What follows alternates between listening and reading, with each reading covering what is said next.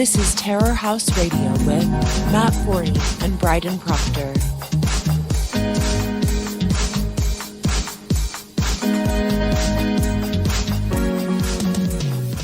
Yeah, welcome to it, Terror House Radio, episode number 46. I'm Matt Forney, your charming and loquacious host, and the founder and editor-in-chief of Terror House Press. My co-host and producer, Bryden Proctor, will not be joining us this episode. He's off being gay or something. But we're going to have a good show anyway, because my guest for this program is TJ Martinell. He is an author, journalist, and most importantly, he is the author of Terror House's next book, The Pilgrim's Digress, which will be out this Friday, Christmas Day. The Pilgrim's Digress is a post-dystopian novella. That's how TJ describes it. It is imagining what could be a potential future for the United States, given the path that this country is currently on. It's a very good book. We actually serialized it earlier in the year, if you want to check that out. But soon enough, you will be able to own a physical copy in your hands. I'll be talking to TJ about that and about other things. And I also want to inform you that, as I said, the book, The Pilgrim's Digress, will be on sale on Christmas Day. It will be 40% off, I believe. We will also be running a sale on all of our other books. So you can go crazy. You can go crazy with Terror House. Everything will be on sale. I know you kids are going to be getting Santa's going to be leaving you some Amazon gift cards and Barnes & Noble gift cards in your stocking, and you can spend them at Terror House Press with our upcoming discounts. But enough of that. We got TJ Martinell coming right up. Stay tuned. TJ, welcome to Terror House Radio, and thanks for coming on the show. Thanks for having me on. Now, I imagine you've been a prolific contributor to Terror House for magazine for some time now. This is The Pilgrim's Digress is the first book of yours that you've published, and you have a bit of a public profile yourself with your own site, and you've published other books before. But for the people in the audience who don't know who you are, could you just kind of give the Cliff's Notes version of yourself, your work, that kind of thing? Yeah, I'm an author, writer, and reporter originally from the Seattle area. I now live in the Cascade Mountains, outside of a tourist town, a Bavarian-themed tourist town. And I've written a variety of books on exploring the issue of just dystopian themes. I've also written a bunch of short stories for Terror House that deals with the dystopian genre. And that exploration is what ultimately led me to writing this novella, The Pilgrim's Digress. Yeah. Your work generally focuses on potential futures for the United States, and for, I guess, the Western world in general. In fact, before we began serializing The Pilgrim's Digress, you wrote an opinion piece for Terror House called "The Dystopian Genre is Dead," which you kind of give your opinion on why dystopia, as we generally think of it, is kind of obsolete in our modern era. Yeah, I was always trying to come up with ideas for how could it get any worse? It kind of reminds me of that line, since it's Christmas. I have to throw out a Christmas line from Christmas Vacation where the wife, Ellen, says, Clark, everybody needs to leave before it gets any worse. And he just says, how can it get any worse? We're in the thresholds of hell. That's kind of how a lot of people feel now in the year 2020, where you just wonder, people tend to think of worst case scenarios as being like death, tending to be the worst thing that could happen to you. And what I've been watching and observing is that I begin to understand why a lot of peoples in earlier times preferred death to surrender or being subjugated, because the humiliation and disgrace and indignity that occurs afterwards, the degradation of just your humanity is worse than death in some ways. Not to get too depressing on that, but I've just seen what people are doing to themselves now and what they're allowing and tolerating without actually resisting. And that's where I finally realized that the direction we're going as a society is going to be much different than, like you watch Red Dawn or some film that is about a takeover where it's very direct and explicit. And instead it's more of this weird psychologically dysfunctional society. But also I was trying to think of ways that it could get worse. And the problem is that all the context for anything that you can think of is already there. Anything bad you can think of, and that's why I enjoy retweeting a lot of my short stories, the dystopian ones, because inevitably something similar to what I described happens. There was the short story Woke Capital that is about, your apps or your technology basically controlling you inside your own home, which is becoming even more relevant now that people are staying at home because of all this government lockdown stuff. Yeah, I saw a comment on Twitter to this effect the other day, in that the lockdowns basically destroying public life, unforcing everyone to their homes, has handed a lot of power to tech companies. I mean, they already had a lot of power, but they have even more power. And I'll include a link to that short story that you mentioned, Das Volt Capital, in the show notes. But you imagine a future in which people who've their smart appliances have overheard them saying things that are un-PC, to put it mildly. Suddenly find themselves not able to get into their homes. Suddenly find themselves not able to access their fridges, and worse things can happen. Right. It's funny that years ago, I think it was 8 or 7 years ago, I was working on one of my first novels that I published, The Stringers, and that concerns government censorship and a new prohibition era, except instead of alcohol, it's information. That's the Contra Man. And I envisioned the censorship being carried out by the federal government through a federal agency, kind of similar to the TSA and stuff like that. And I seeing it play out, what I've realized is I got a lot of things right with that book in terms of what I was anticipating. What I didn't anticipate was that government would subcontract all that stuff to the private sector, to the quasi-private sector. Some people have the audacity to claim are private companies, right? Like the idea that Google and Facebook and Twitter and all these other big tech companies are just purely the result of a free market economy, rather than ignoring all the money they got from DARPA and the like. Yeah, as if the government has no interest in having millions of people gathered onto 4 big sites with all this information that they can mine. I mean, what's the point of having the NSA? What's the point of having the NSA's database when they can just go to plant a few people in there? But that was where I was starting to realize that our future is going to probably resemble more. There's going to be more censorship, and there's going to be more authoritarianism.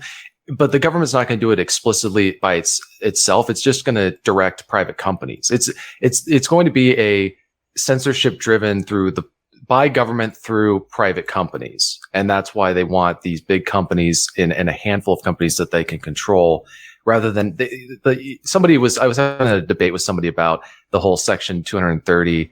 And ironically enough, this was, I believe, a libertarian, who's suddenly believes that the federal government is needed to keep the internet open. But they said, we're going to go back to the days where there's all these different chat forums and stuff like that. And I was like, yeah, I'm sure the deep state will be devastated. Oh, God, no. A million chat programs, a million forums, decentralizing the internet, anything but that. I know, exactly. Yeah. It's so fun. That was part actually, since we're talking about that, that's what actually got me thinking a little bit about the basis for the Pilgrim's Digress, was this whole concept of how can I put it?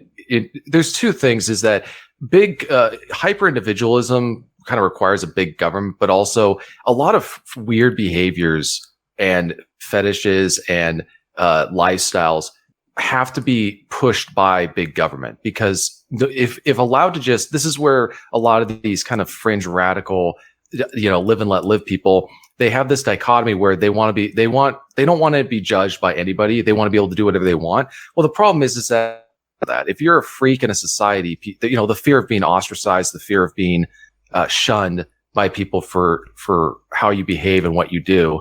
And so they have to turn ultimately to the government to make sure that nobody is allowed to discriminate against them in any way. And that, we're not talking about the law. We're talking about, you can't exclude them from your organizations. So whenever people are trying to, and this is something that the Pilgrim's Digress tries to look at, is what happens when a lifestyle that was once banned becomes legalized, then it becomes normalized, then it becomes accepted, then it becomes required and mandatory. So, does this raises a lot of uncomfortable questions regarding government, but also, this whole idea that what goes on around you outside your own property doesn't affect you. There's some people who have that attitude of, well, if it's not on my property, it's not my problem. Well, that's not that's clearly not how it works, as people are finding out when they have mobs showing up in their neighborhoods. Yeah. When you're told that you have to bake the fucking cake, you bigot. Like that's the point where it's no longer a private property issue.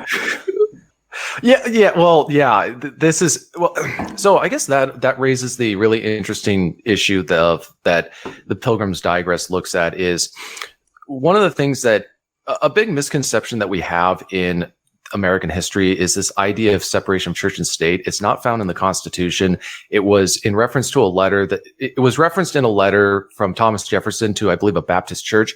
And he was trying to reassure them that the state was going to stay out of their affairs. But yet that's been turned into this idea that religious content can't be a part of public life or politics at all. And yet if people understand the Constitution as written, the First Amendment keeps the federal government out of state affairs, but states could have their own. I'm not saying they should, but states could have their own churches. They used to have censorship boards. They would censor films. Certain films couldn't be shown. Even local cities had censorship boards. You couldn't have certain movies being shown. So this stuff it would not be unprecedented if it were to occur again. It has happened before in American history. But the whole concept of separation church and state, it raises a very interesting question that I was asking is, at what point does the state resemble and just become a church in all but name? And the concepts, this is what's so effective about what people are doing. I would say secular progressives is that they don't ever call their religion, they don't call religion, their gods, they don't call gods, their sacraments, all the tenets of their faith, they use other words to describe it. It's very Orwellian and it's very effective. And once people understand that, you start to realize that a lot of what we consider to be secular society is really just it's very theocratic, actually. And the example with that is, you got to bake the cake. You cannot resist our religious beliefs. We will force. Yeah. It's Flannery O'Connor's Church of Christ without Christ. Yeah. Right. And so, when people will, I've watched how certain things have been prohibited. I mean, and you're at the same age as me, I believe. And we've watched as a lot of things that used to be prohibited are now being legalized, or they've been legalized in recent years. And they've gotten to the point where you can't even suggest that we go back to 10 years ago on that issue. Yeah. On so many things where, it's very, I'd say what throws a lot of people off also is they don't understand. When they think of religion, they think of a kind of a traditional religion like Islam or Judaism or Christianity. But people who think of themselves as not being religious are actually very religious. I would say that, for example, people say that the Pacific Northwest is a very it's one of the most secular places in the country. I disagree. I would say it's one of the most religious places in the country. It's just not Christian. It's just a different religion. We don't call it a religion. It's wokeism. It's washing the feet. It's washing the feet of black people. It's hiring a street czar to shake down to shake down the city government. It's climate change. Yeah. I mean, this is what I got a little frustrated is apparently I think it was at the Seattle School District or the Seattle city government, but they were teaching the white people that they were engaging in spiritual violence against non-white people. And I thought, how perfect would it, if only that had happened or I'd heard about that before I'd written the Pilgrim's Digress. That would have been a perfect thing to use in this book, where denying the divinity of Christ is an act of spiritual violence against the believers, right? So like I was saying, they're using spiritual language to push their beliefs. I mean, these issues like the concept of anti-racism, all these different ideas, climate change, they're couched in religious terms and they have religious connotations. And a telltale sign of a religious belief is the apocalyptic warning if you don't do what they say. Right? With climate change, we've only got 10 years to save the planet, and 15 years later, we've only got 10 years to save the planet, and it's like, a never-ending cycle. It's like David Bowie's song. We've got 5 years. That's all we've got. Right, and I would recommend that people look at what these people, the words they use. They talk about cleansing and healing and what these words that they're going to take on even more and more of a religious connotation and overtly, as I think in the next couple of years. And so when I was working on the Pilgrim's Digress, I just realized when I realized the dystopian genre is dead, we're living in the dystopia today. This was in 2019 when I wrote this, when I was working on this book, I was coming up with the idea. Incidentally, so it's a book about bounty hunters, and I just watched for the first time Cowboy Bebop. So I wanted to, which, people think, well, that has nothing to do with this book really, but I wanted to write a story about bounty hunters. And the first thing, of course, as a writer is you got to make sure whatever your first thought is about writing a story, it's going to be cliche and it will have already been done. And so you need to just spend some time cutting out or rewriting or changing any of the stuff that you originally thought of. So I thought, okay, I want it to be about a group of bounty hunters. I'm not going to do it in space because of obvious, relation to Cowboy Bebop. I don't really want to do it in the past. I want to do it in the future, but what does the future look like?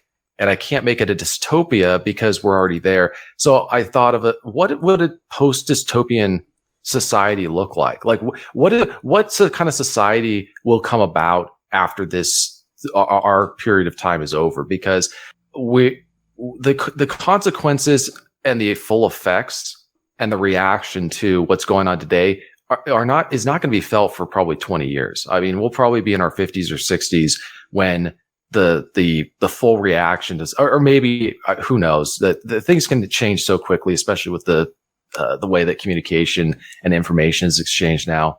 But I was thinking of what kind of a society what would a reaction to today's behavior be like? And that was the basis for this novel. Yeah, you're imagining. I don't want to say post-apocalyptic. This isn't like some kind of Fallout fan fiction or something. But you're imagining what a society that comes after the society that we live in would look like, and your depiction of it is basically a theocracy. The provisional government is basically the church. Like, the church and the state are one and the same, as you alluded to earlier. And the main character, Amos Cavendish, is he's a bounty hunter, a so-called Puritan, whose main job is to bring in criminals who are violating decency laws. The prologue of the novella has Cavendish performing a bust on a guy who owns a sex bot. Right. It's funny. I was looking at the cover that Matt did for the book, and I was like, wow, this is a provocative cover. I had a very visceral reaction to it. And then I realized, I was thinking about it and go, well, I kind of wrote that type of a novel. I didn't really think about it at first for whatever reason. I think I was focusing more on different aspects of the book. I use sex bots actually as a point of discussion about public morality. I was reading an article about the ethics around that kind of stuff. Like, at what point do you ban these things? And I kept thinking of like the libertarian argument. Well, as long as, they're not aggressing against you, as if there's not going to be consequences of allowing that kind of stuff going on. Like, if your next door neighbor is that type of person, would you want them around? And what's interesting is also, I have not read a whole lot about Cromwell's, term as Lord Protector of England, like that time period. I hadn't done any type of research in that, and it really wasn't. This is not a book about Puritanism. It's not a book about the Puritan. It's not even a book about theology. It's more of it examines political philosophy more than anything else. But apparently, this is kind of what Cromwell's men were doing during that time period. They were doing busts on people, like for celebrating Christmas, or they were shutting down theaters and that kind of stuff. So I thought it was interesting because I was trying to come up with a word to describe these bounty hunters, like the slang term. And incidentally, that's actually, Puritans didn't call themselves Puritans. That was a derogatory term that somehow, I don't know how, but it ended up being used for some time period as neutral way. Well, it seems to be a running theme with that particular. It seems to be a running theme with that particular branch of Christianity. Like, Calvinists don't call themselves Calvinists; they call themselves the Reformed Church. Right. Yeah, people. There's always what people call themselves, and then there's what other people call them. And the other thing that was interesting about this I was trying to think of what I was just about to say about the other thing that inspired me to write this book is I've never read the novel The Handmaid's Tale, but I've you're not missing anything. Well, but here's the thing: I know the culture from whence that comes, because the Pacific Northwest culture is very it is very Puritan. Like in terms of like the stereotypical Puritanism, we are a very Puritan culture. It's just not Puritan theology; it's secular theology. But the archetype of what they talk about, and so I want to write a book that actually said, they're always depicting this horror of a theocracy where Christianity is running things and people are under the thumb of the church, and it's very religious. And I kind of thought, maybe I should depict that society, but that actually has a moral case for why it is that way. Like, how do you get to this point? It's like trying to understand times in political history. For example, for various reasons, people are discussing Caesar crossing the Rubicon. And I get really frustrated when people talk about it without having any discussion about the events that preceded that. For example, the decline of the Roman Republic, efforts to have it reformed, the Punic Wars, all these other things that led up to the moment when he decided to cross that river. And so people tend to blame the effects or the symptoms as the cause for what happens, rather than saying it is the product of somebody else's actions, and which means that somebody else is responsible for that. Or it's also, if you want to avoid a theocracy, you don't do this stuff. And I think my hope is people read this book and say, yeah, our society today is creating the moral case for a theocracy, whether it's a good idea or not. If I was a theocrat, I would have all the intellectual and moral ammunition that I would need. Yeah, basically what you're saying is like stuff like the society that you depict in the Pilgrim's Digress, that doesn't arise out of a vacuum. People suddenly don't decide to, oh yeah, we're gonna burn all the porn, we're gonna burn books, we're gonna confiscate all the sex bots. You sort of trace the societal steps that led to that kind of society emerging. Right. Well, what's scary is how many examples of one of the things I'm afraid of is that people are going to read this book and think it was written this year in response to some of the stuff. Like, for example, there was that church that was doing the whole transgender thing with the kids, like it was some pastor or whatever, and they converted it into I can't remember what it was, but it was like, that's literally something right out of my book that they're describing as a past historical event. And so it's just been kind of scary to watch a lot of the stuff that I've been looking at. Maybe not so much with the sex bot thing, and it's not trying to be a literal, interpret, not speculative history or something like that. But you look at just how degraded a society can get to where people feel ordinary people. And I think that's the other thing, is that Amos is not a fanatic. He's not a zealot. He's not one of those hyper religious people. He's just I envisioned him as being a man who was driven to do what he did out of the fact that there was no other moral alternative. Yeah, he was basically backed into a corner. Right, and that's it hints at it. I wanted this book to be very understated so that people could fill in the blanks for a bunch of stuff. But he's very much a person who was he was probably a person who was live and let live, and then realized that he was going to have to be involved with what was going on around it. Like, you had a choice. You could either be involved, or you could die, or you could pick up a gun and shoot. And there was that one line he's describing his friend Ronnie and saying, we were all like that. We were the nice guys. And then one day we snapped and nobody ever saw it coming. And that's something else, a warning that I would throw out there to people, is that, there's all this talk now. You see, big mouths on social media or whatever, about whatever. If there's going to be any kind of conflict, it's going to be like the guys who are going to start trouble. There's this saying that the most dangerous person in the bar you'll ever meet is the quiet one. It's the one just sitting there sipping his drink. He's the guy who's got PTSD. He's the guy who's got a lot of anger, and he's very quiet. The loud mouths, the guy who are big, loud drunks, they're not to worry about it. It's the guy who's really quiet. He's the one that you should be afraid of. Yeah, exactly. Yeah, you basically kind of, The book is it paints a world obviously, but it's not like some hugely world building type thing. You just kind of set a scene, but a lot of it is involves Amos's interactions with the people he's tasked with hunting down, and his superiors and his family and whatnot. And you get that depiction, particularly with his interactions with Jedediah, who is a much younger and more fanatical individual who doesn't remember the turbulent era. The turbulent era being the era preceding this one in the book, an era of social decay and unrest. Right. And I was trying to create, thinking, okay, what type of characters are you going to have after this time period? And also, what type of attitude would someone have after fighting in this kind of era for so long? Is you'd have men who are just done. They don't really want to be involved anymore, because even if you survive that kind of a conflict, that you don't want to ever talk about it.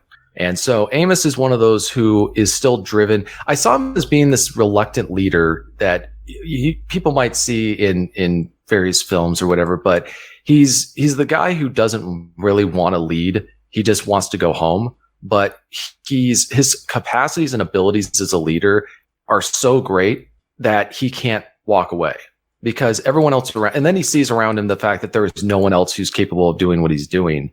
And other people notice that as well. So they want him to be involved with what the work they're going on. But the problem, like you were saying, is that a lot of them were not alive during this era, so they don't have that same attitude. For them, it's just a historical period. It's kind of like with kids today who were born after it finally occurred to me that there are people in their late teens who don't remember going to an airport without being patted down. Like, they don't know what it's like to live in a pre 9/11. There are people in their early 20s who don't remember that.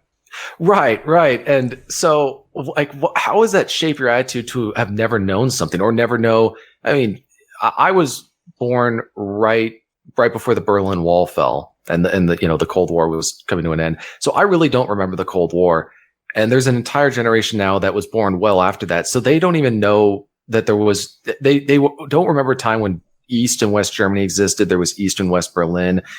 There was a Cold War going on with Russia that was, really ramping up in the 80s. So people who were alive during that era. And another example I'll give is the internet. I don't really like people using the millennial age group.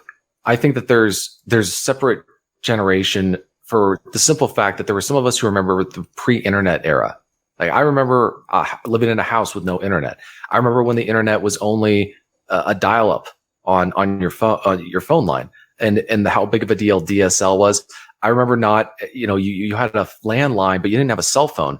And then there was, before that, after that, you have a cell phone, but all it does is text, or you do calls or text.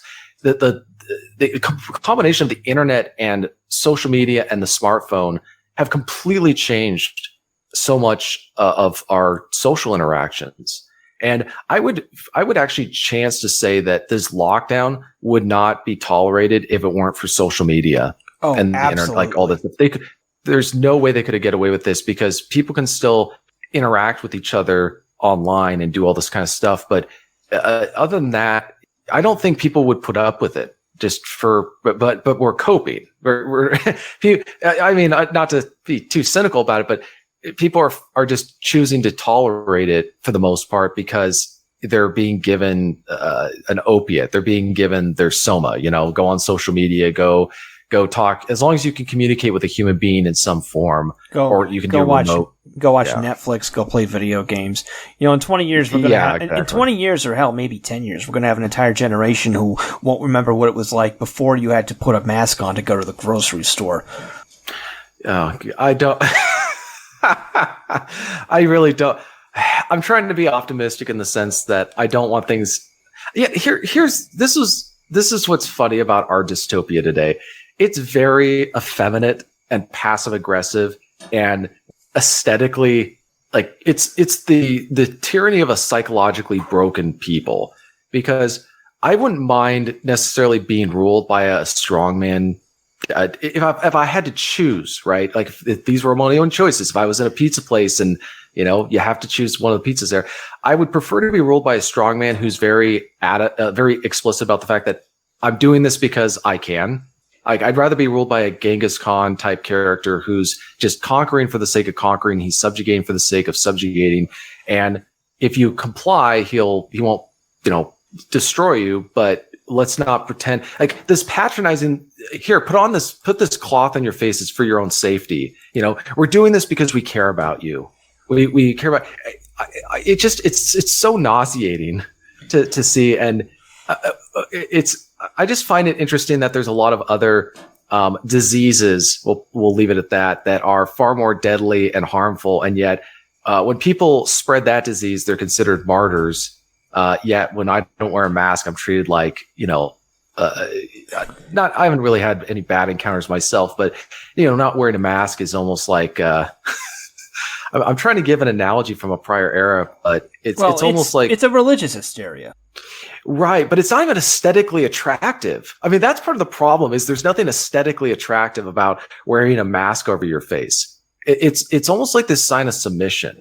Well, yeah, in a very strange way. You can see that present in everything. You remember there was an incident it was like 2 or 3 or 4 months ago. You remember the spate of BLM protests where they were pulling down statues. There was the one case in Bristol in the UK where they pulled down the statue of a slave owner and they briefly replaced it with a statue of one of the protesters, and it was the ugliest thing imaginable. It's like it literally looked like a racist caricature of a black woman. Like whoever made it made her lips comically huge. It was insulting, and it was just aesthetic. It was just aesthetically unappealing. That's the kind of thing that this tyranny produces. Deliberate ugliness, which is designed to dispirit you.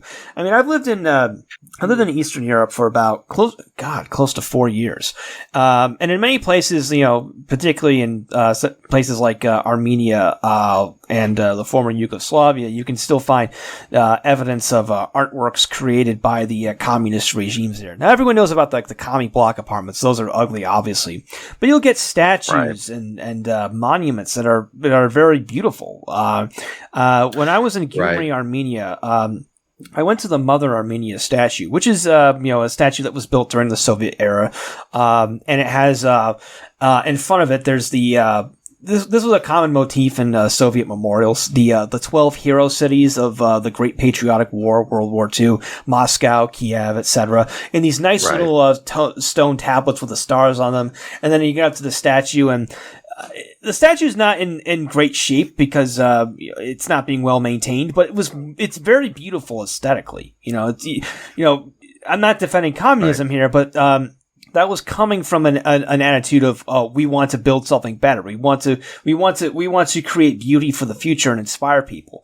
What's being propagated today is not inspiring. It's designed to demoralize. It's designed to break your spirit.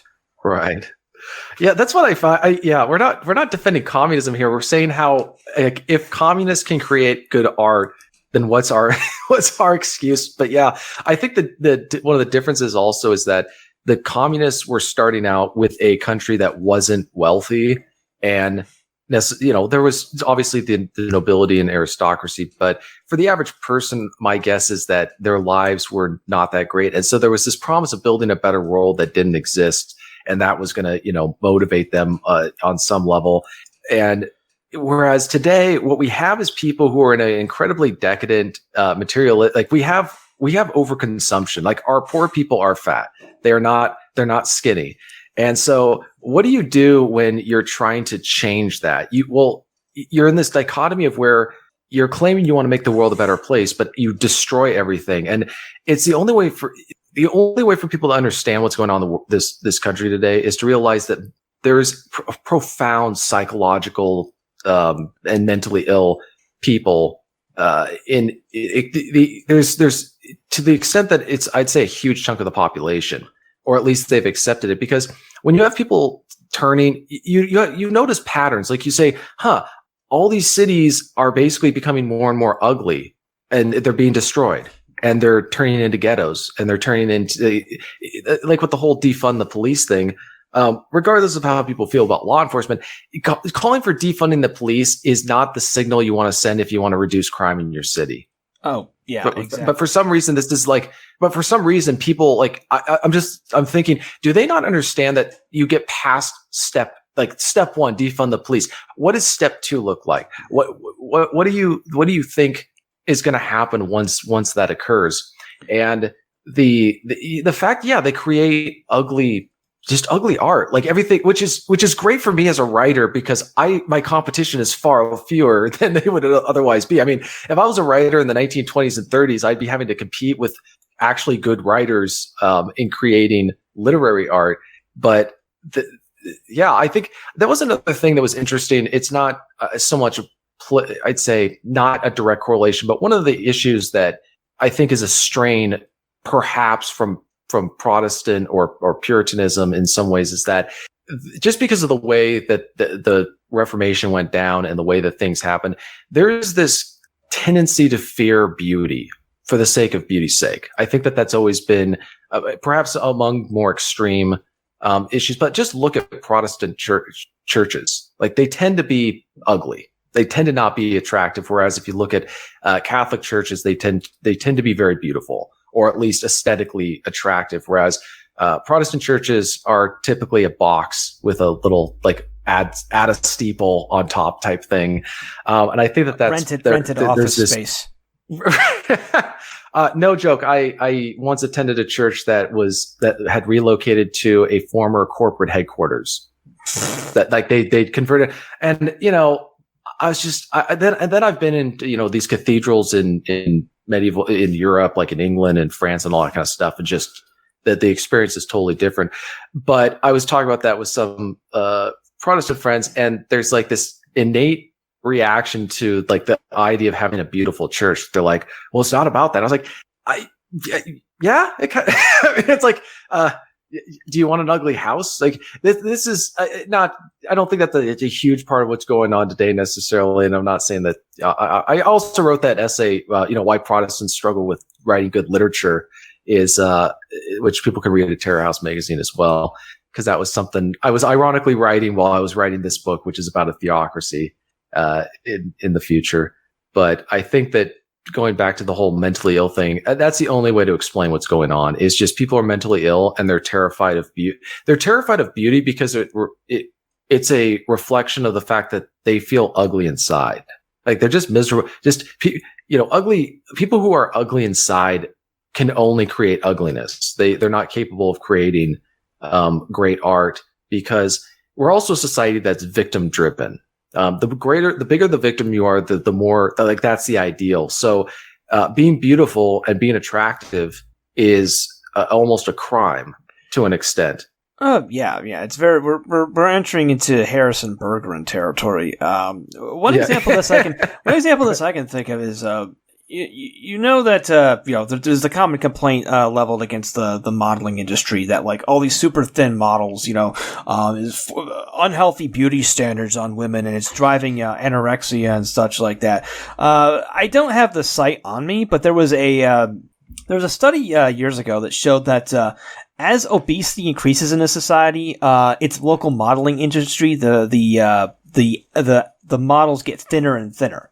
Like, if you want to help, models in the U.S. were of a more normal size back when the population itself was at a more normal size. But as the average American moved towards obesity, right, models moved in the opposite direction as a sort of a weird, twisted parody. Yeah, that, and I've never quite known what to make of the modeling industry, because my question is always, it's like with the fashion industry. Yeah. And I see what comes out of that. Just the stuff that they put out is so, it's like the stuff that who was that one guy? He was in the movie Dunkirk or whatever, but he was dressed up like a woman or something like that. I haven't seen Dunkirk, so. Oh, yeah. Oh, gotcha. I think Candace Owens made a comment about it, like, what's happening to men or something like that. And that triggered the whole mob to go after that. But I've always felt like these people are just always trying to deconstruct and destroy what's actually beautiful. And it's obviously not a bare nothing but bone, skinny model, but it's also not, a woman who's the size of Moby Dick. Like we can find something in between that. But I think what it is they're always exploring, at least today, they're exploring the extremes because we've criminalized the norm. Like being normal, being healthy, being sane is now it's almost like it's a sin. It's a sin to be okay. It's a sin to actually behaving in a healthy manner, because it means that you're not a victim. And if you're not a victim, it means you're part of the institutional oppression and, fill in the blank, whatever systemic, you're accused of being privileged or something like that. And so once people understand that, it's really effective in just throwing it back and like, yeah, I'm not mentally ill like you are. I'm not insane. Or, if you want to use more terms from the Pilgrim's Digress, just say, I don't subscribe to your superstitions. I don't subscribe to your religion. and seeing how that it's worked a couple. It's interesting to get a reaction out of people when someone says, what's your thoughts on this? It's like, yeah, I don't subscribe to pagan beliefs, and just it's the last thing that they expect to hear, and they've probably never heard it before, and so now you're putting it on them to have to explain why they're not a pagan or something like that, because a lot of these people see themselves as like a moral. There are a lot of similarities with the Soviets with these people, but I would say the Soviets would not have tolerated this kind of behavior. I just don't think their society could have afforded it. The United States, because of its status as the world's reserve currency and its ability to apparently print as much money as we need, right? Whenever we need a problem, we just go to the printers. We're able to subsidize lifestyles that other countries like the Soviet Union just couldn't deal with. Like, I'm guessing that the sexual morality in the Soviet times was more traditional than what's going on right now. Well, there was a brief period at the beginning of the Russian revolutions where the Bolsheviks were encouraging wife swapping and whatnot, but that came to an end under Stalin pretty rapidly. There was that famous incident where like a British gay communist wrote to Stalin asking if he would be accepted in the Communist Utopia. Stalin didn't reply; he just wrote on the letter, "An idiot and a degenerate." Yeah, when you're ever getting called a degenerate by a communist, it's pretty bad. Yeah, and the communists actually associated homosexuality with fascism, and there is actually a undercurrent of that, particularly in Nazi Germany. Ernst Röhm was a homosexual. Much of the was it the SS or the SA that he headed? The organization he headed was mainly violent homosexuals. And in fact, there was a Soviet official who actually said, I forget who it was. He said, if you want to end fascism, kill every homosexual you find. I don't endorse that, but that's what he said. I didn't say it. He did. Right. Well, right. I just think that that's interesting that people, this is where I get really frustrated with, I'd say the baby boomer conservatives who are always talking about fighting socialism and fighting communism and all that kind of stuff. And they only focus on the economics. And which, by the way, it's like, guys, and then in the next breath, they start talking about how we need to fund Social Security, which I'm like, wait, or Medicaid or Medicare. It's like, yeah, we've already passed that point where the government is engaging in socialist behavior, but they don't really focus on the fact that we're already past, like there's the warning, like, we can't let this happen. We can't let it happen. It's like, dude, it already happened. Like we have far surpassed what, do we have greater freedoms than the Soviet people? Sure, on some stuff, but and were their lives not that great? I'm not saying we should swap. I'm saying that in a lot of ways our lives are much more, I'd say devoid. I don't know. I didn't live in the Soviet era. I would probably want to talk to somebody before making a full on statement on that. But I think that they're, at least when it comes to the family, they were more traditional than we are today. That's a problem. That's a huge problem. And that's one of the things that this book looks at is like Amos spends a lot of time with his family, or he's talking to his family, because ultimately that's like if the family is broken, your society is going to collapse at some point. And that's why I think one of the reasons the Soviet Union didn't collapse, they tried to do a lot of crazy stuff. And when they first took over, I mean, they stopped using money. Brilliant idea. That's up there with defunding the police, in terms of stupidity. But then they realized that you can't have that. They were basically doing like a kind of, not a LARPing of communism, but they were trying to have it both ways, but they couldn't have it. They could not have the kind of brokenness that's in American society today and function. We're able to do this because we're able to take out debt, and we're able to, we've got credit cards, we've got all these different debt bubbles that are building up, and the subsidizing lifestyles that are not. I mean, there was that. I just tweeted about that last night about the prison convict, like the pedophile that had gotten a sex change operation paid for by taxpayers or something like that. Like, yeah, I'm sure that's something that the Soviets would have been spending their money on instead of something else. It's kind of like that goes back to what I was saying. Like, the dystopian genre is dead because, like, how much more ridiculous can it possibly get than what's going on today? Like, how either things are going to get better in 15 to 20 years. And my hope is that the next upcoming decade will be a turn in a different direction. But I've also learned to keep my expectations at a minimum as far as that kind of thing. Yeah, I mean, you think it could turn around at some point, but the problem is, like, I don't think there is a bottom in some cases. Like, they hit bottom and then they just start tunneling through on the way to China. Yeah. That's what's kind of, that is, if there's anything I've learned in the last couple of years, is that when you think people can't get any more undignified or they can't endure any more humiliation and disgrace, they just they double down. And the toll that takes on a human being psychologically is you can see it in their eyes. It's when some sled dogs get picked on by the others or get, like, dominated or whatever, they get broken. Where basically they do what they're told, and you can kind of tell that in those type of sled dogs. I've seen one of those before, and it's the same with people. Here's kind of the interesting thing going, with regards to a theocracy, is that means that people are also not going to be resistant to some radical, like, this is why I think a strong man is inevitable at some point in America's history before, it goes the way of the Roman Empire, is that people aren't going to be able to resist. Because if they can't resist this right now, they're not going to be able to resist a guy who comes in and just starts ordering things, basically running things himself. I mean, if people are like, oh, that's a violation of the Constitution. Well, what are you doing you're not defending it now.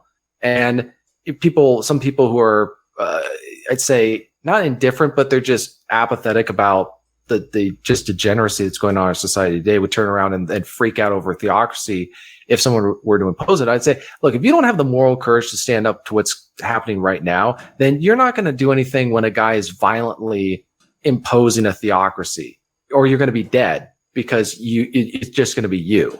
So that's where I'm not saying that a theocracy is inevitable in American society, but I see that the environment for one is being created. I do think the interesting thing is, though, if that were to ever happen, it would not be from the people leading it, would not be in the existing church today, either Catholic or Protestant.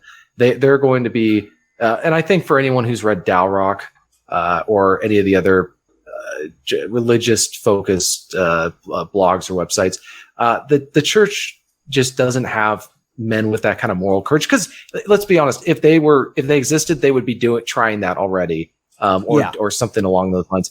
It's going to be somebody who is a convert, who's outside the church and isn't affected by, I'd say, just the moral weakness that goes on. I mean, churches are more or less the culture of nice, or the cult of nice. They're not, not to be so cynical about it, but that's just the reality of what it is that they don't raise men to be strong and courageous or to be bold. They raise them to be nice people, right? Pay your taxes, pat the dog, and happy wife, happy life type of thing. Like, they're not David or Joshua or anything like that.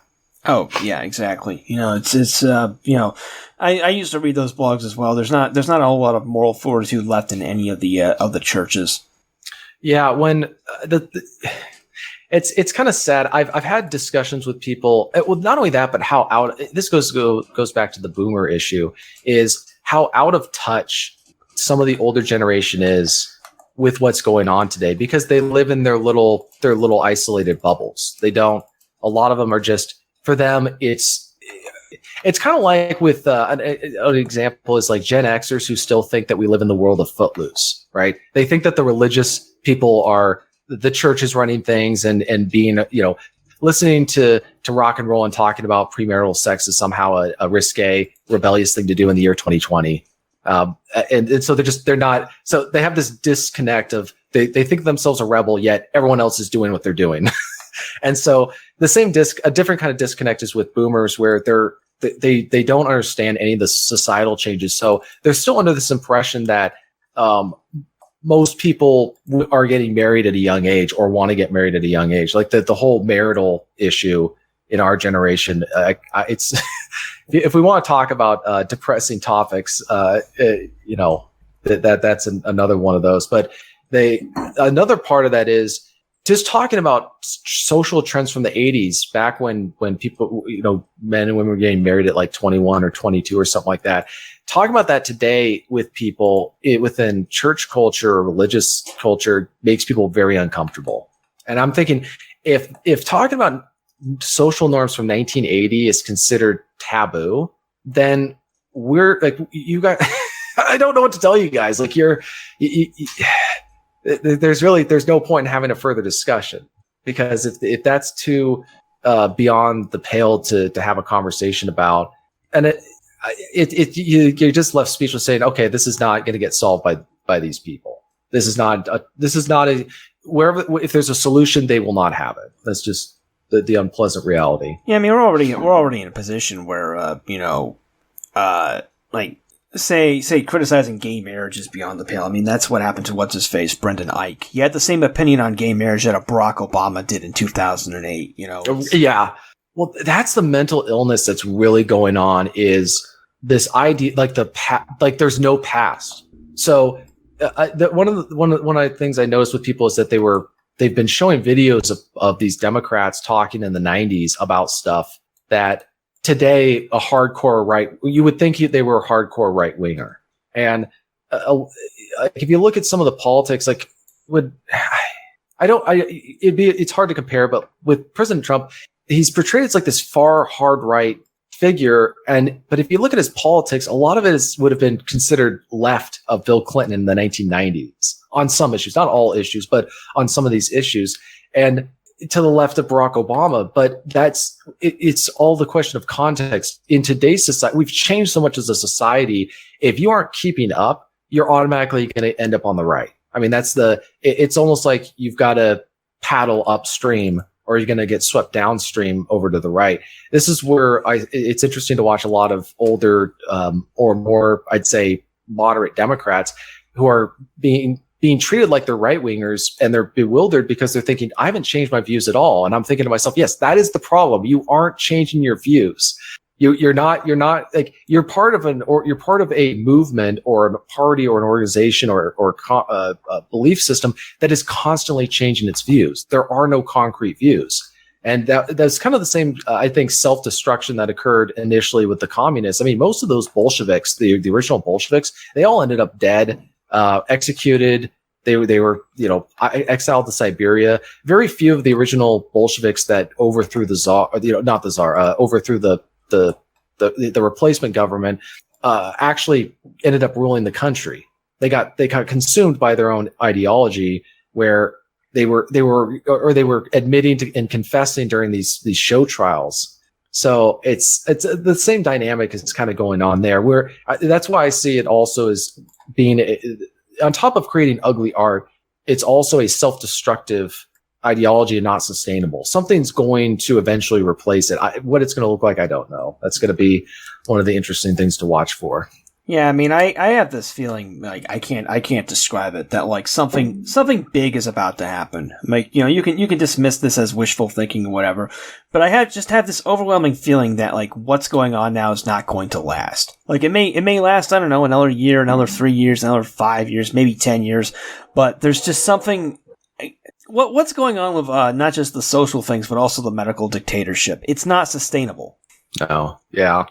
I don't see it as sustainable either. It's a question of when it's going to end. And what really frustrates me is that, I'm in my early 30s. I don't want to be dealing with this stuff in my early 40s.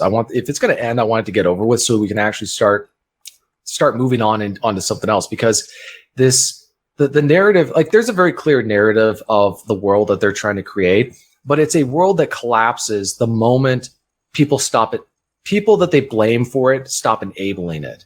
Like, the moment they leave, this is kind of the borderline personality disorder type behavior that we see, where guys like you and me are blamed for all the world's ills, but when we leave, they freak out because we're not there for them to blame us for what's going on, and we're not going to be enabling their behavior, because you need to have at some point, you need to have people who go to work, who pay their taxes, who don't break laws, who aren't sucking out of the system.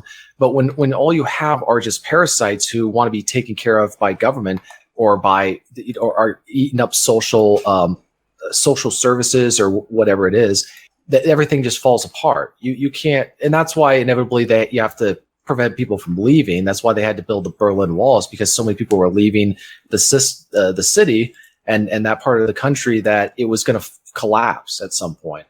Oh, I mean, we're already in that process. We're like, with all the border closures and whatnot. And, if you've been following what's been going on with, I don't know if you follow Nomad Capitalist, but he's been tracking, like, all the wealth taxes and stuff that, are being proposed in places like California, and even Arizona is going to put in a wealth tax. So it's like, they're going to make it more difficult for you to renounce your citizenship, to leave the country, to put your assets somewhere else. If you have money, they're going to take it, they're trying to make it as difficult as possible to escape. If not with literal walls, then with metaphorical walls. Yeah, I haven't really been following that, but it's going to be. I've decided that I'm not like a super rich, wealthy guy, obviously, but I'm also not poor. I'm going to be sticking around my area for various reasons, so I won't be leaving. Because I think part of the problem is one, you can leave. Economic migration or economic immigration always has problems. You can, I'm seeing this with a lot of people who've moved to America. They moved here for economic opportunities, but there's a huge identity crisis that occurs when you leave an area where your ancestors have been for 1,000 years, 2,000 years, or hundreds of years, and you're now in a completely foreign area, and you have to essentially give up a lot of that identity to be part of the culture.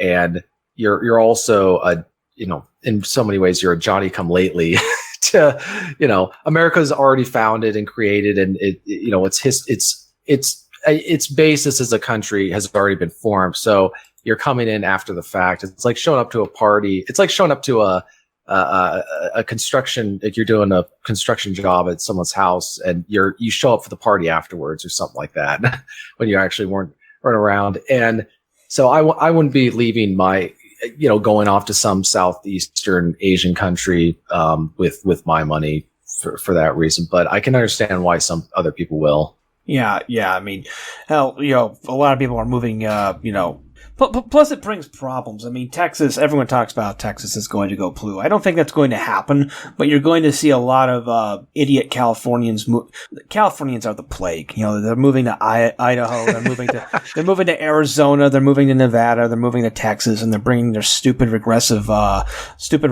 beliefs with them. Yeah. This is what another part of that disconnect that goes on is people. The areas that people talk about, people are not, I don't know what the migration is from West Virginia, but people are not fleeing West Virginia, and they're not fleeing all these other states where supposedly, not to break it down in a binary, but the red states, people don't flee the red states to go to a blue state. Nobody's fleeing to California. Nobody's fleeing to New York. And people are not, there's this disconnect between the ideas and the policies that they have in place and their actual behavior. If this was so great, why did you leave? And it's the same thing with frankly, these economic immigrants who come to this country and then they end up just bad mouthing our people, our heritage, our heroes, our history. And I'm like, why are you here? Oh, it reminds me of that. I remember the first time that happened to me. This was when I was hitchhiking years ago, and I was in upstate New York, and I stayed at I stayed at a hotel where the manager was from New Zealand, and all she did was complain about the weather. She complained about the taxes. She complained about the healthcare, and I was thinking to myself, okay, then why are you here? Why don't you go back to New Zealand if it's so wonderful? And then I told this to an Australian friend of mine, and he was basically like, "Yeah, she's not New Zealand because New Zealand's a shithole." Well, and that's the thing is, I don't listen to what people say anymore. I watch what they do. So when people say reveal all this horrible stuff about, yeah, exactly. You can say whatever you want, but if you aren't leaving, then it's clear that you don't actually believe that. And if you think some area is so great, then why'd you leave there? I mean, we're getting a huge chunk of people from Seattle moving to my area. Actually, I think it's because of the tourist town. A lot of these, I think, wealthier people who can afford a second home, or they work in the tech world so they can work remotely or something like that. But the question I would ask some of them, if someone from Seattle were to move to my neighborhood, I'd say, how did you vote? What made you leave? And if they're basically, because what I've always seen is people say, I voted for this person, but I didn't think that this policy was going to happen, or I didn't think it was going to result in this activity, result in the problems that it's created. And I'm thinking, this is why this is the problem with the democratic process, where a halfwit can vote. Oh, this is another thing that's explored in the Pilgrim's Digress. Yeah, sorry, I didn't want to cut you off. There was someone on Twitter a month ago who was suddenly like, "Oh my God, I just found out that Joe Biden supports another lockdown. If I had known that, I would have never voted for him." And it's like, he's been saying he was considering that for months. I'm amazed. I'm genuinely amazed at the level of ignorance of the rank and file voter who you can go to someone's website and literally look up their views on something, and people find it shocking that they believe that. And this is why I just, as I explore in the Pilgrim's Digress, it's a government where only a few people can vote. What was actually interesting, I do have to say, is there's one scene that concerns a young man protesting the voting laws. That's actually based off of a real life incident involving one of my ancestors. His name was Thomas Joy. He was a famous architect in Boston in the 1630s. He built, I think, their first meeting house, but he got put in the stocks by Governor Winthrop because he was protesting one of their I think it was church he wanted non-church members to be able to vote on government stuff, and I can't remember exactly what got him put in the stocks, but he eventually agreed to not recant, but just shut up, apologize. Yeah, just shut. Yeah, he ended up moving away for a little bit, but he came back as a result of that because he built some of their places. But that was the interesting thing about. Here's another interesting thought that I really didn't explore too much in this book, but I have thought about it. Is you're talking about Californians moving to places. We look back on societies, like early New England period or the colonial period, where you had where people got ostracized, they got shunned, they got kicked out of the community. Did they always deserve it? That is a legitimate debate, but that gets at the issue of why you remove people from your communities. You remove them because their presence there is a problem, and this is where a lot of the liberty lovers out there would freak out. But I would say, what do you do when someone whose politics are destructive to everything you care about move into your neighborhood, and we live in a democracy, if we just want to call it that, where they can vote? Like, politics is violence. We just don't use that word. Voting is a form of violence. We just don't think of it that way. So when someone's is able to vote, they're able to put into an effect their beliefs that are destructive to everything that you care about. whether it's in the community or whether it's just the way of life. So how do you deal with that person? Like the ostracizing and I think at some point we're going to see that in some form. It's probably not going to be overt or explicit, but you're going to have communities where if they know that you're from an area that's like Seattle or you're from Minneapolis, people are just, the policy will just be to shun that person. You don't talk to them. You don't associate with them. Because that's actually one of the worst things that can happen to people is just where you're completely ignored within your own community. It's funny. A few months ago, we had on another one of our authors, David Lowry, author of Bluff City, which you can buy from Terror House Press. He lives in Japan. He's married to a Japanese woman, and he discussed an example of someone he knew who had tried to move, a Japanese woman who tried to move to a rural Japanese village, and she ended up moving out because she was so viciously shunned by the locals. They refused to pick up her garbage. The local garbage men, the local auto shop refused to work on her car. No one would talk to her, so she just moved back frustrated. Right. That's where it gets a lot of people on. I think that's also within, I don't want to say libertarian philosophy, but I'd say with a lot of people who are attracted to libertarianism is the idea that I get to do whatever I want and nobody gets to tell me what to do. But that comes up against the fact that other people get to do what they want to do, and they don't have to associate with you. They don't have to talk to you. They don't have to, perform, like the concept of freedom of association. And so this is where I've always found it interesting to see people within the Libertarian Party. I would say more so than anything else, but that contradiction in thinking of live and let live, but you need to accept you can't judge me. Or something like that.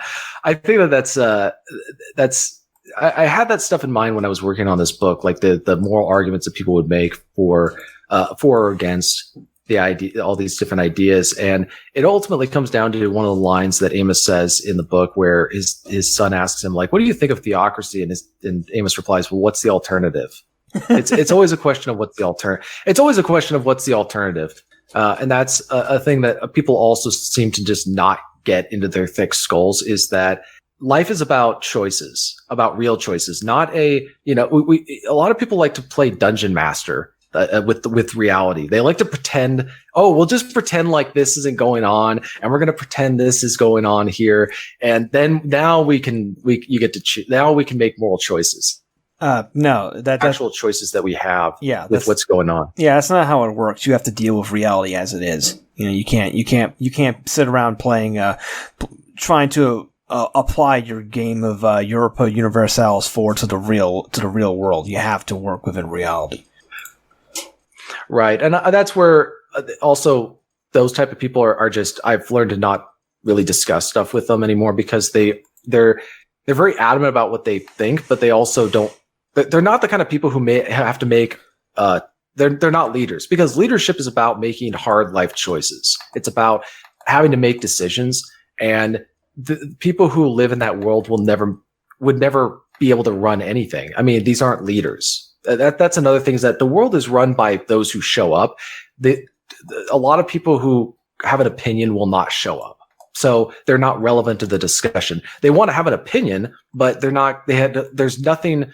The world, the country is run by those who run for office and by those who are elected. And so the people want to live in this world of, well, what if nobody showed up for the elections, or what if nobody got involved in politics? Or I was like, yeah, what if we all, had 40 acres and a BMW, right? Or something. They always envision this world that just that has no real life application. It also ignores history, where they say they think that something happening or predicting that something's going to happen. And that's another thing I want to say about this novel. I'm not advocating theocracy in this book. I'm just pointing out, this is how, I'm raising questions about our society today, and raising whether, people say, well, we need separation of church and state. Well, explain to me how we are not currently living under a theocracy under a different name. And also, this is how you create the context for a traditional theocracy to come about. And we've already created the moral basis for that. So it's almost like people, it goes back to, they want to have their cake and eat it too. They want to have they want to engage in all this behavior, but not have the consequences of the fallout. Oh yeah, they're not expecting any kind of blowback. That whole inevitable, the wrong side of history. That's one of their favorite phrases. The wrong side of history, as if history only ever goes in one direction. The thing about history, it kind of goes back to like Caesar crossing the Rubicon. A lot of people will talk about how Caesar destroyed the Republic, and I just roll my eyes and think you clearly have not read anything about the prior history where to be in the Roman army, you had to own property, and that was causing like there was the amount of slavery that was going on, how adding commoners who didn't own property into the Roman army changed how its loyalties were based. The lack of traditional classical virtues that had degraded it to the point where the Republic was already dead when Caesar crossed that river. It was already dead in all but name, and he was just giving it the final death blow. So this is an example of where people don't understand something that's driving history and someone who is a part of it. Another, not to get too much into later stuff, but it's also, I'd say, with Martin Luther, do people see him as causing the Reformation or merely the catalyst for it? If people are looking at the context of it, that's another area where, and I'm trying to think of another example of where someone's not a driving force, they're a catalyst for the conditions that are already occurring. Yeah, but it's like how Dmitri Devi came up with the idea of men in time, men above time, and men against time. Right. And then there's John McClane. The wrong guy at the wrong place at the wrong time. Yeah. But anyway, we've been going for a while. I think this is a good place to kind of close out the show. TJ, anything else you want to add? Just glad to see this book coming out, and thanks to Terror House for publishing it, and great job, Matt, on the Matt Lawrence on the cover art. It gets a lot at the kind of the themes that are explored in the book. If people are interested in other of my work, they can go to tjmartinell.com. That's going to have links to all my other stuff. Yeah, I'll put all the links in the description. Yeah, go check out tjmartinell.com. He's on Twitter. And buy the Pilgrim's Digress. It'll be out on Christmas Day, December 25th. It'll be on sale for 40% off. I believe that's going to be the sale. You'll find out more about it then. Additionally, all of Terror House's books are going to be on sale for the Christmas season. We're going to be spreading Christmas cheer. So if you want to pick up any one of our other books, it'll be a great time. It'll be a great time to do so. But check out the Pilgrim's Digress and all of our other works at terrorhousepress.com. If you want to find my work, of course, it's my website is mattforney.com, and all the links will be in the description, as well Bryden's links. He couldn't join us for the show, but he's with us in spirit all the same. And that'll do it for this episode of Terror House Radio. You can check in every day at Terror House Magazine, terrorhousemag.com for our latest publications. Our books are at Terror House Press at terrorhousepress.com. Social media links in the description. And don't forget that you can always check out past episodes of Terror House Radio at terrorhouseradio.com. Terror House Radio is produced by Bryden Proctor and presented by Jugs. Intro music by Meme Extremist, Illegitimate Non-Carborundum. Done with the bastards grind you down. I'm Matt Forney with TJ Martinell, and we are out.